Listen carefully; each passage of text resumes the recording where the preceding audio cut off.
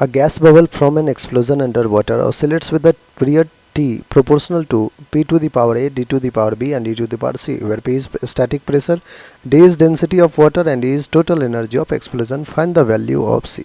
तो बच्चों t कह रहा है कि डायरेक्टली प्रोपोर्शनल है p to the power a, d to the power b and e to the power c, where t क्या हमारा टाइम पीरियड का डायमेंशन क्या होगा बच्चों, t होगा. p क्या है स्टैटिक प्रेशर का डायमेंशन क्या होगा, तो आप कहोगे pressure is force upon area. Force क्या होता है, mass into acceleration, mlt-2 upon area is l square. l ने l को कैंसिल आउट किया, डायमेंशन आ गया ml-1t-2, ये प्रेशर का डायमेंशन आ गया. नेक्स्ट है हमारे पास density is mass per unit volume m upon l cube, that is ml-3. Okay बच्चों, ये डेंसिटी का वॉल्यूम आ गया. एनर्जी आपको पता है ml2t-2, तो ये हमारे पास पी डी और ई का डायमेंशन आ चुका है. अब आप कहोगे कि टाइम है, टाइम का डायमेंशन टी है, okay, proportional to pressure M l-1 t-2 और पावर कितना है पी का ए, तो हमने पी का पावर ए.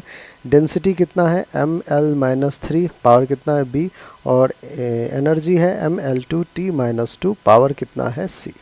ठीक है बच्चों, t-2 है. आइए अब इसको सेपरेट रखिए.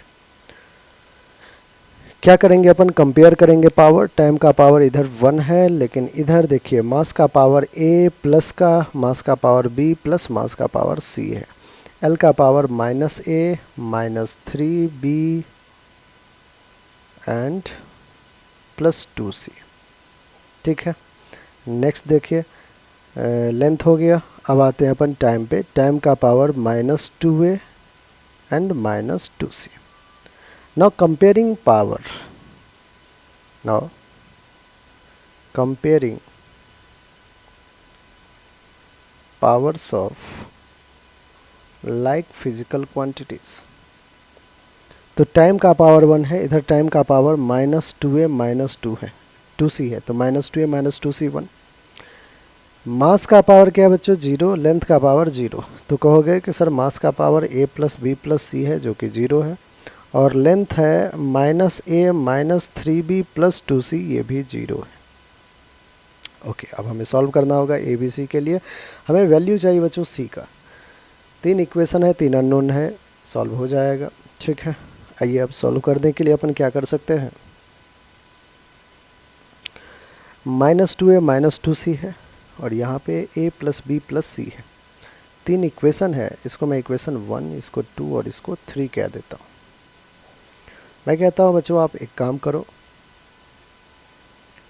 कि इस पूरे इक्वेशन को, सेकंड को मैं 3 से मल्टीप्लाई कर देता हूँ. ठीक है, मल्टीप्लाइंग इक्वेशन 2 विद 3. तो 3a plus 3b plus 3c is equals to 0. Okay, यहाँ हो जाएगा -a -3b plus 2c is equals to 0. Solve कीजिए. Plus 3b minus 3b cancel और 3a minus a that is 2a plus 3c 2c 5c is equals to 0. Okay, 2a plus 5c is equals to 0. इस equation को बच्चों, ये जो आया हमारे पास, first equation के साथ सॉल्व कीजिए. इसको मैं इक्वेशन 4 कह देता हूँ. From equation 1 and 4, okay, -2a -2c is equals to 1 and equation 4 is 2a plus 5c is equals to 0. -2a plus 2a add कर दिया, cancel out, plus 5c minus 2c 5 minus 2 3c 1 plus 0 1. c क्या आ गया बच्चों यहाँ से 1/3.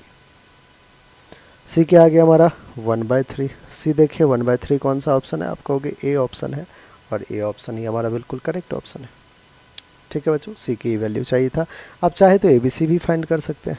आप कहोगे कि सर c आ चुका है, तो इस इक्वेशन को देख लेते हैं. 2a plus 5c is 5/3 is equals to 0. So 2a is equals to minus का 5/3. a विल बी -5/3 2 जा 6. ए आ गया, सी आ गया, आप किसी भी इक्वेशन में पुट करके भी कर लोगे. इक्वेशन 2 देखिए, a plus b plus c equals to 0. a is -6, लिख देता हूँ a plus b plus c equals to 0, a is -6 and c is 1/3, c is 1/3 which is equals to 0. So b will be -5/6, RHS में जाके plus हो जाएगा और plus 1/3 minus 6 और 3 का एलसीएम 6, 5 माइनस 3 से 2 जा, ठीक है। तो 5 minus 2 will be 3, 3/6 that is 1/2. So b will be 1/2. तो बच्चों हमारे पास a b c सब वैल्यू आ चुका है। ऑलराइट।